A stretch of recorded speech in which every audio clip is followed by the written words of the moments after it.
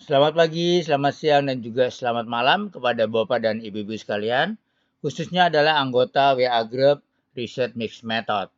Tentunya juga kepada khalayak umum yang kebetulan menonton video yang saya siapkan ini bagi peneliti, baik mahasiswa S1, S2, dan S3 yang akan menyelesaikan, yaitu penelitian yang merupakan sebagai syarat utama akhir dari jenjang kependidikan.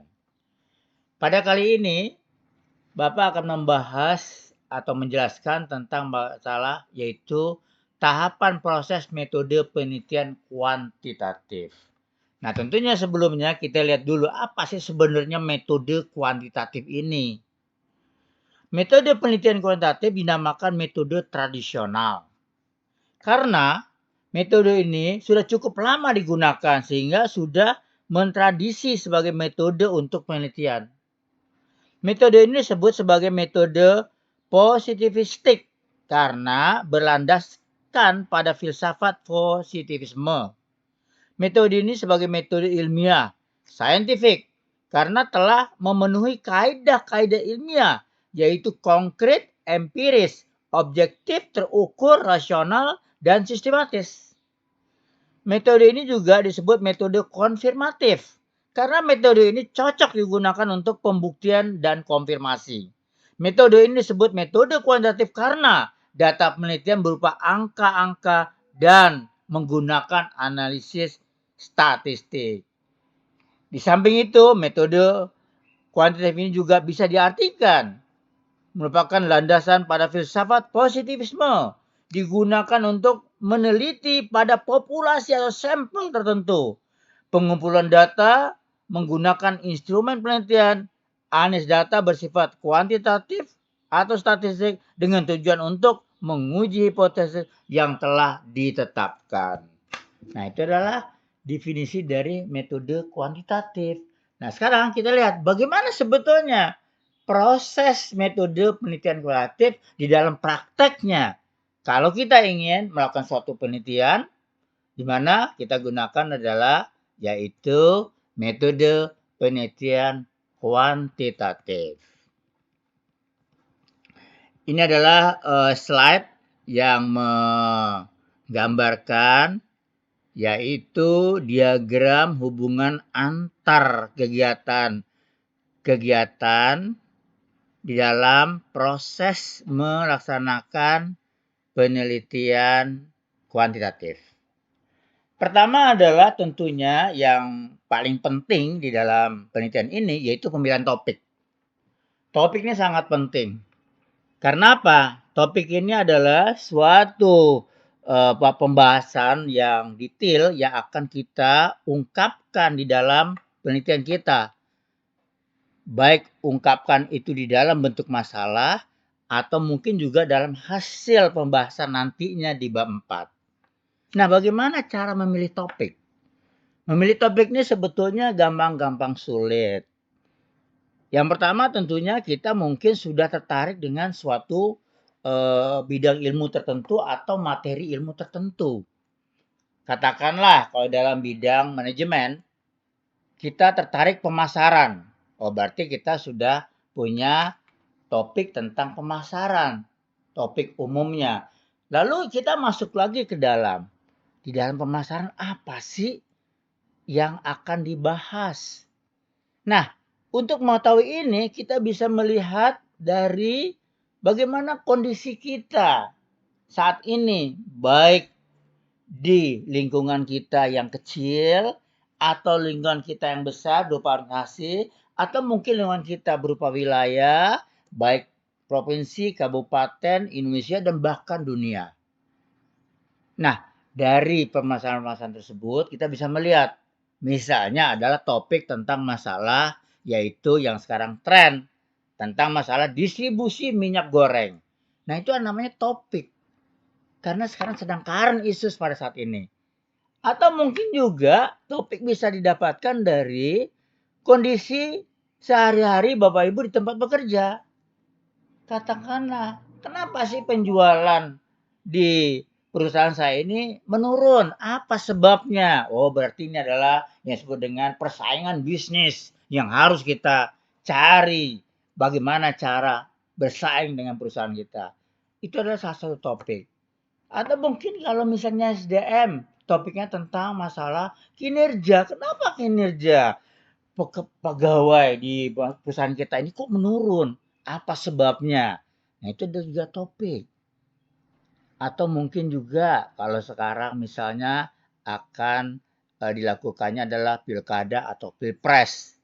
Lalu dalam hal ini tentunya kita akan mencari topik bagaimana pemimpin yang tepat begitu untuk dipilih menjadi pimpinan baik tingkat kabupaten atau mungkin provinsi atau mungkin bahkan negara. Nah, topik itu sebenarnya berada di sekeliling kita. Nah, itulah ya. Atau juga bisa kita dapatkan dari kita banyak membaca buku, banyak membaca jurnal-jurnal, topik-topik orang lain. Dari sana akan muncul, oh ini ternyata topiknya cukup menarik ya untuk diangkat. Atau mungkin dari pas saat kuliah.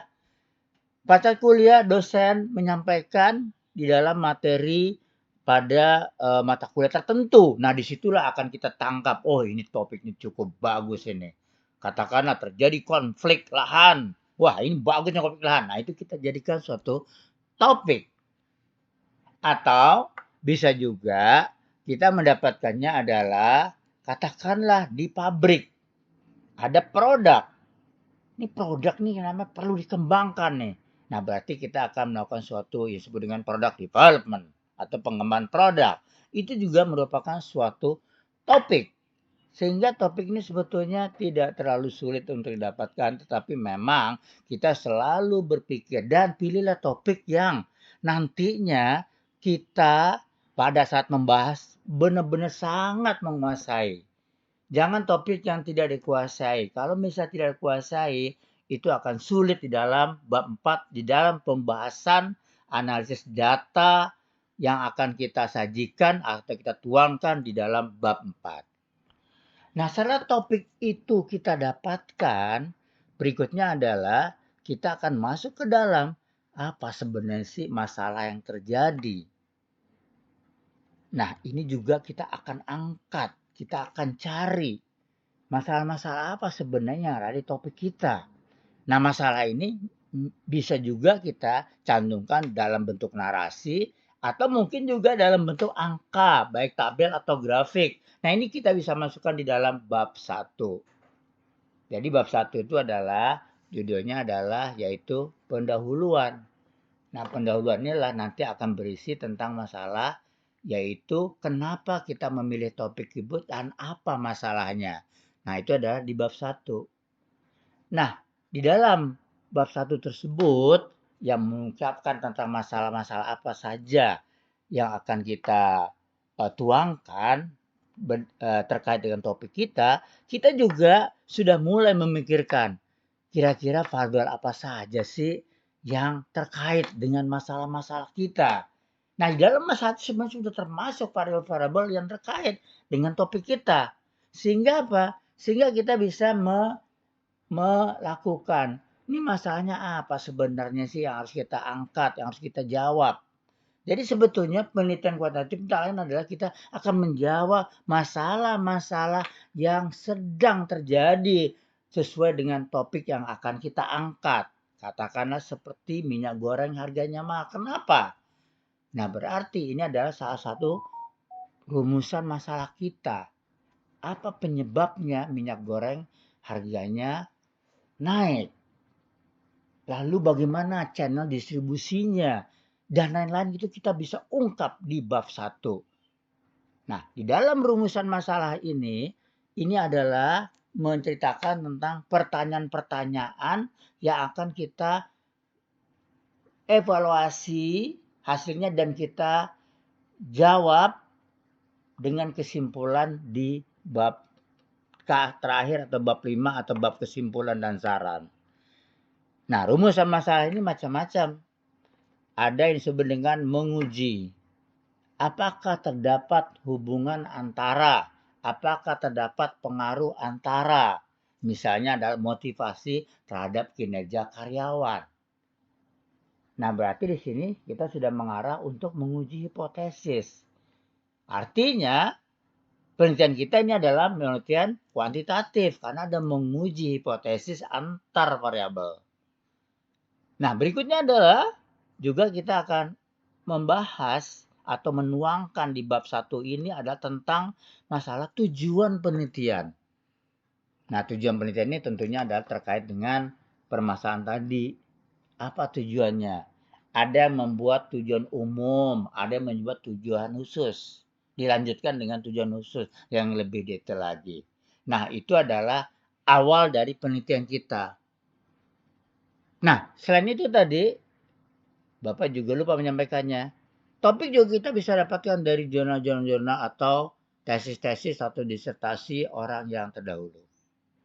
Nah, berikutnya adalah setelah kita mendapatkan topik dan juga gambaran variabel yang akan kita gunakan, khususnya variabel independen, perantara, dan variabel moderator. Kalau variabel dependen itu artinya variabel topik kita. Lalu kita mencari yang disebut dengan konsep dan teori yang relevan. Artinya kita mencoba mencari seluruh definisi dan konsep dari variabel-variabel kita tersebut dari teori di buku. Nah, berapa buah sebetulnya penulis atau autor berdasarkan masing-masing variabel? Nah, yang paling bagus adalah tentunya banyak. Nah, yang lebih baik lagi adalah sedikit tetapi penjelasannya untuk masing-masing autor itu banyak. Jadi jangan sampai autornya banyak tapi hanya definisi saja. Nah, itu kurang bagus ya di dalam konsep dan teori. Karena apa? Kita nanti akan membahas bagaimana menjawab alasan-alasan kita dari hasil pengolahan data. Nah, kalau misalnya variabel kita di dalam konsep dan teori itu kurang detail, itu sulit untuk menjelaskannya, alasannya kenapa. Nah, ini semua akan dimasukkan di dalam bab 2, yaitu berdasarkan ya variabel dari konsep dan teori yang dapat dari buku. Lalu, berikutnya adalah kita juga melihat apa sebetulnya hasil penemuan orang sebelumnya. Hasil penelitian orang sebelumnya. Ini namanya adalah jurnal. Jurnal ini banyak sekali di dunia. Ada yang bahasa Indonesia tentunya, ada yang bahasa Inggris. Dan tentunya juga ada bahasa yang lain. Nah, jurnal juga ini ada beberapa tingkat atau level. Jurnal yang paling tinggi adalah disebut dengan jurnal yang berindeks Scopus. Lalu ada juga jurnal yang indeksnya adalah lebih di bawah lagi. Katakanlah Google Scholar, Crosscheck, dan lain-lain. Nah, yang paling rendah tentunya adalah yaitu yang belum punya terakreditasi. Nah, kalau di Indonesia ini namanya adalah SINTA. SINTA 1, 2, 3, 4, 5 begitu dan seterusnya. Nah, paling sedikit SINTAnya berarti itu adalah paling tinggi sekali. Nah, itu adalah tingkatan dari jurnal. Nah, di mana kita dapatkan jurnal ini? Tentunya adalah pertama di perpustakaan tentunya. Yaitu kumpulan dari jurnal-jurnal baik berupa hard atau buku ya, atau mungkin juga bisa berupa soft copy. Ya, misalnya e-journal. Itu banyak sekali. Di internet banyak sekali ya, kita tinggal browsing aja. Nanti akan keluar ya, yaitu nama-nama jurnal. Katakanlah jurnal tentang ekonomi, manajemen, dan bisnis. Nah, ini artinya di dalamnya tentunya isinya adalah manajemen dan bisnis. Atau yaitu jurnal tentang masalah hukum. Nah, berarti di dalamnya tentang masalah hukum. Jurnal tentang pariwisata, berarti isinya tentang pariwisata. Nah, disitulah kita bisa dapatkan nanti variabel-variabel yang digunakan oleh penelitian dahulu sesuai dengan topik kita. Nah, berarti kita akan mengumpulkan sebanyak mungkin jurnal yang topiknya mirip dan sama dengan kita. Nah, itu yang paling penting sekali. Nah, tentunya jangan asal mengambil jurnal aja.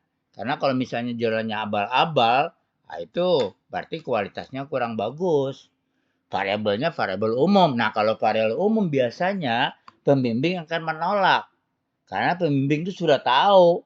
Kalau misalnya topiknya adalah tentang masalah katakan kinerja, pembimbing itu sudah hafal di kepalanya apa saja variabel-variabel yang mempengaruhi kinerja.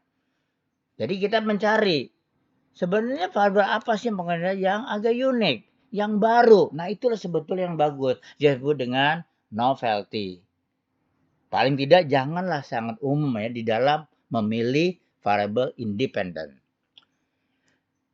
Nah, untuk melihat agar variabel kita, khususnya variabel independen kita, itu tidak sama dengan orang lain atau mendahulu, kita bisa membuat metrik antar variabel namanya. Jadi kita buat suatu metrik ya, di mana menuangkan ya variabel-variabel yang digunakan oleh masing-masing penulis. Katakanlah penulis 1, independennya apa, dependennya apa, metode statistiknya apa. Penulis 2, independennya apa, dependennya apa, metode statistiknya apa. Atau juga mungkin ada variabel mediator atau moderator juga kita tuangkan di situ semuanya. Tapi ingat, topik kita adalah sama ya, atau dependen kita sama. Atau hampir sama. Nah, dari seluruh hasil penelitian terdahulu itu dari jurnal atau dari disertasi atau dari tesis, kita bisa melihat, oh ternyata variabel independen kita ini adalah banyak sekali berdasarkan beberapa penulis. Nah, disitulah kita mulai berpikir mana yang akan kita pilih. Itu artinya adalah kita memilih ya dari seluruh variabel digunakan oleh penelitian dahulu berdasarkan topik kita dan kita sesuaikan dengan yaitu kondisi di lapangan supaya tidak atau bisa menunjang variabel independen kita itu untuk mempengaruhi variabel dependen kita. Nah, akhirnya kita akan mendapatkan sebut dengan kerangka berpikir dan kerangka konsep. Nah, di dalam kerangka berpikir dan kerangka konsep ini ada eh, beberapa pendapat lah ya. Yang pertama yaitu kerangka berpikir itu apa? Jadi kerangka berpikir kerangka teori ini biasanya ini adalah bagaimana gambaran ya atau diagram mulai dari awalnya terjadinya masalah kita hingga muncul cara pemecahan masalah tersebut. Jadi berbentuknya adalah berbentuk diagram, tapi mencakup ya seluruh yang terkait, bukan hanya variabel. Nah, berikutnya adalah kerangka konsep. Nah, kalau kerangka konsep ini kita sudah ambil variabel dependennya apa, variabel independennya apa. Jadi lebih kelihatan kerangka konsep variabel yang akan kita gunakan di dalam penelitian kita. Nah, sedangkan di dalam kerangka berpikir itu masih sangat luas sekali ceritanya. Nah, berikutnya adalah dari kerangka konsep kita bisa mendapatkan yang disebut dengan yaitu bagaimana hubungan antar variabel. Nah, dari hubungan ini kita bisa melakukan suatu hipotesis penelitian. Dari kerangka konsep ini, hipotesis penelitian kita apa sih? Misalnya, tadi kinerja. Kinerja dipengaruhi oleh, misalnya adalah gaya kepemimpinan, lalu ada budaya organisasi, ada juga yang disebut dengan misalnya adalah kompensasi, motivasi, dan lain-lain. Nah, dari hubungan atau pengaruh tersebut, kita bisa membuat hipotesis penelitian. Misalnya, terdapat pengaruh antara gaya kepemimpinan dengan kinerja karyawan. Terdapat pengaruh antara besarnya kompensasi terhadap kinerja karyawan. Terdapat pengaruh suasana budaya organisasi di perusahaan tersebut terhadap kinerja karyawan dan seterusnya. Nah, dari metode konsep dari kerangka konsep ini dengan hipotesis penelitian tersebut, kita bisa memilih ini metode statistiknya apa sih yang paling tepat.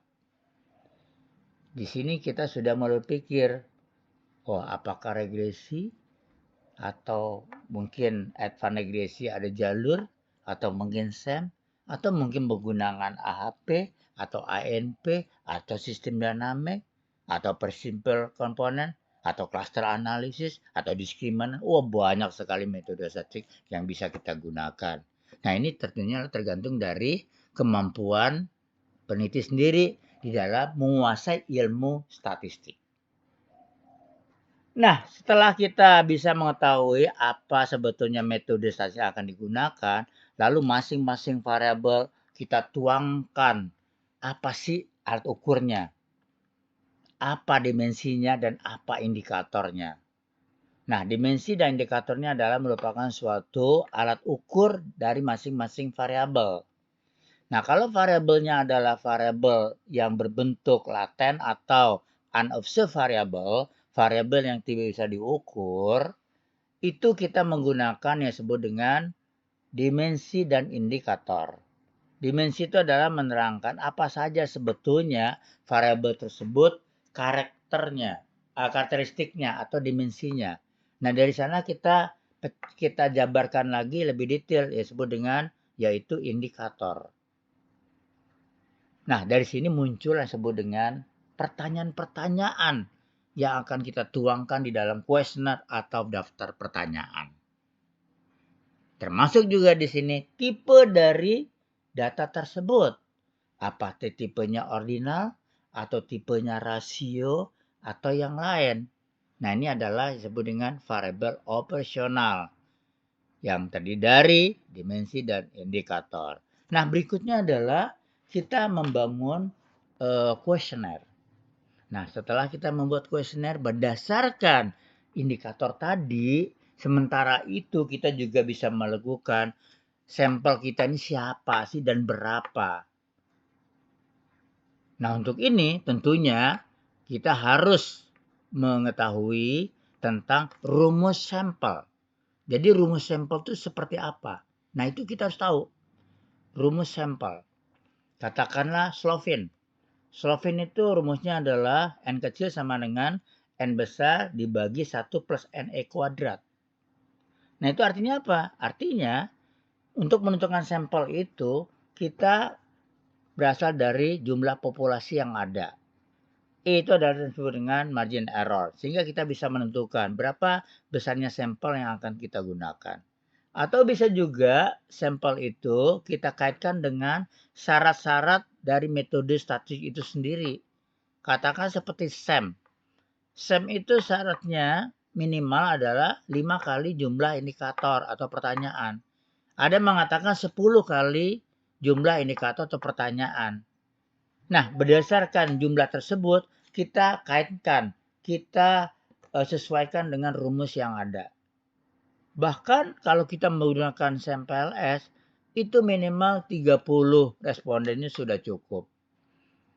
Nah, itu adalah cara menentukan sampel. Jadi harus menggunakan rumus.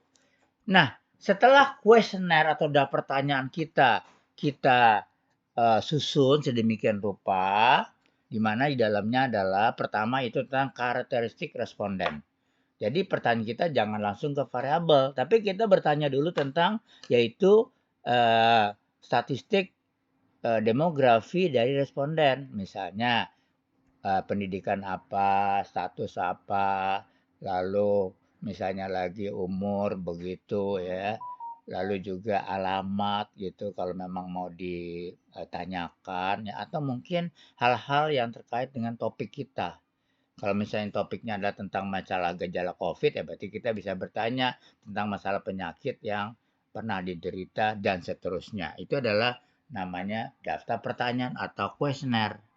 Nah, berikutnya adalah setelah jadi dan kita sudah punya yang disebut dengan jumlah sampel, lalu kita tentukan sampelnya itu bagaimana cara menentukannya.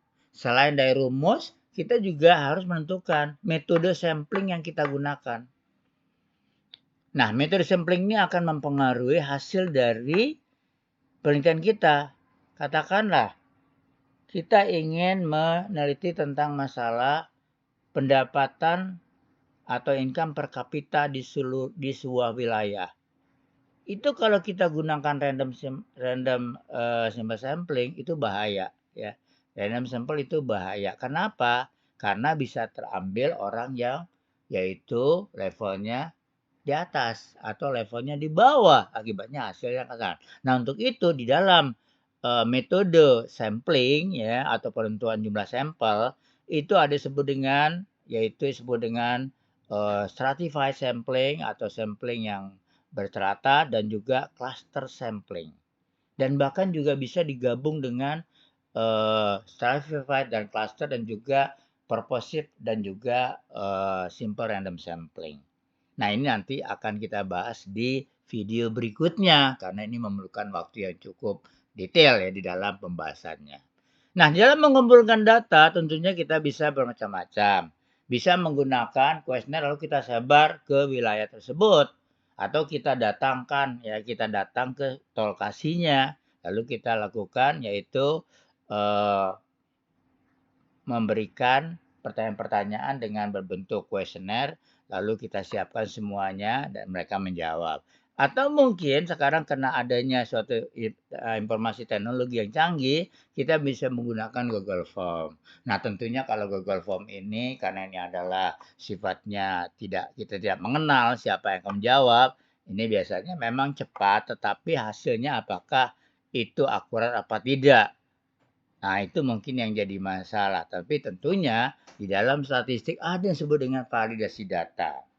Nah, validasi data ini ada disebut dengan yaitu yang disebut dengan reliability dan validity. Nah, uji keabsahan data validity dan reliability ini bisa menggunakan software SPSS. Nanti akan kelihatan, akan terbuang sendiri oleh SPSS. Mana pertanyaan-pertanyaan yang tidak reliable dan tidak valid. Nah, setelah data tersebut dianggap bersih, artinya data tersebut adalah tidak ada yang aneh lagi. Nah, selanjutnya lah kita olah datanya berdasarkan metode statistik yang telah kita tentukan. Nah, apa saja software pengolahan datanya itu banyak sekali. Ada SPSS yang sangat terkenal, ada Lisrel untuk SEM, ada Amos untuk SEM, ada juga disebut dengan Smart PLS untuk SEM, ada juga disebut dengan yaitu Stata, ada juga disebut dengan Shazam dan lain-lain. Banyak sekali software statistik di dunia ini diciptakan oleh para statistician dan para programmer. Nah, setelah hasil dari pengolahan data itu keluar, lalu kita analisis datanya, analisis hasilnya untuk kita tuangkan di bab 4 atau yang disebut dengan yaitu pembahasan hasil penelitian.